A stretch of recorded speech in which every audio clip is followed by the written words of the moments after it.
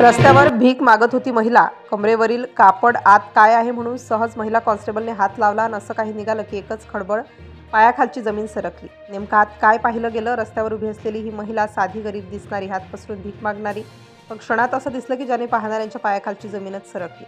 घटना घडते एका गजबजलेल्या भागात. लोकांची ये-जा सुरू होती. कोणी कामावर निघालेलं, कोणी बाजारात, कोणी रेल्वे पकडायच्या घाईत. रस्त्याच्या कडेला काही महिला, कपडे साधे, चेहऱ्यावर गरिबीची छाया, हात पुढे करत भीक मागणाऱ्या. लोकही नेहमीसारखेच. कोणी दुर्लक्ष करतं, कोणी ₹1 टाकतो तर कोणी नजरही न टाकता पुढे निघून जातं. सगळं अगदी रोजच्यासारखं सुरू असतं, पण अचानक काहीतरी वेगळंच घडतं. एका क्षणी लोक थांबतात, त्यांच्या नजरा एका ठिकाणी खिळतात. कुणीतरी कुजबुजतं, हे काय आहे, हे कसं शक्य आहे? आणि तेव्हाच वातावरण बदलायला लागतं. महिलांपैकी एकीची हालचाल सगळ्यांचं लक्ष वेधून घेते. तिच्या हालचाली सामान्य नाहीत. ती अस्वस्थ दिसते, जणू काही लपवण्याचा प्रयत्न करत आहे. लोकांच्या नजरा अधिक तीव्र होतात, शंका वाढते आणि क्षणात प्रश्नांची सरबत्ती सुरू होते. ही महिला नक्की कोण आहे? खरंच भीक मागणारी आहे की काहीतरी वेगळंच? इतकी अस्वस्थ का आहे? एवढी घाबरलेली का दिसते? तेवढ्यात काही अधिकारी त्या ठिकाणी पोहोचताच लोक मागे सरकतात. कुणाच्याही मनात भीती, कुणाच्या मनात कुतूहल. अधिकाऱ्यांची नजर थेट त्या महिलेकडे जाते आणि तपास सुरू होतो.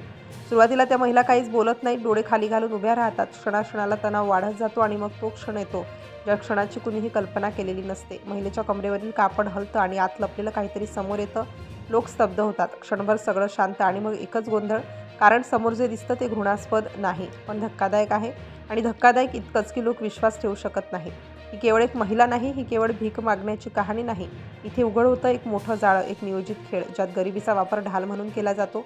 हळूहळू सगळं उलगडत जातं. या महिला प्रत्यक्षात भीक मागण्यासाठी उभ्या नव्हत्या, तर कायद्याच्या नजरेतून वाचण्यासाठी त्यांनी तो वेश घेतला होता. त्यांच्या शरीरावर प्लास्टिक टेपने काहीतरी घट्ट बांधलेलं होतं, असं काही जे बिहारमध्ये बंदी असलेलं आहे आणि ज्याची तस्करी मोठ्या प्रमाणात सुरू आहे. तपासात समोर येतं की या महिला बंगालमधून बिहारमध्ये दारू आणि बिअरची तस्करी करत होत्या.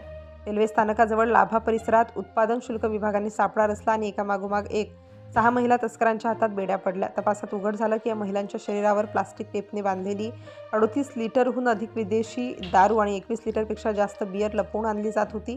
नावे समोर येतात: पूनम देवी, सविता देवी, मोसमस लाखिया, राजमुनी देवी. मोसमस सविता नाजो देवी, सध्या राहणाऱ्या साध्या दिसणाऱ्या पण कायद्याला फसवणाऱ्या. उत्पादन शुल्क विभागाचे अधिकारी स्पष्ट सांगतात, कायद्यापासून वाचण्यासाठी तस्कर नवनवीन मार्ग शोधत आहेत आणि महिलांचा वापर करून ही तस्करी केली जात आहे. शेवटी सर्व महिलांना न्यायालयीन प्रक्रियेसाठी पाठवण्यात येतं आणि तेव्हाच लोकांच्या लक्षात येतं की रस्त्यावर भीक मागणारी ती महिला खरं तर एका मोठ्या गुन्ह्याचा भाग होती. ही गोष्ट फक्त कटीहारची नाही, ही इशारा आहे. ही दिसतं ते सगळंच खरं असतंच असं नाही. आज भीक मागणारी महिला, उद्या कोण? प्रश्न उरतो तो एकच: आपण पाहतो तेवढ्यावरच विश्वास ठेवायचा का, की प्रत्येक गोष्टीमागचं सत्य शोधायचं?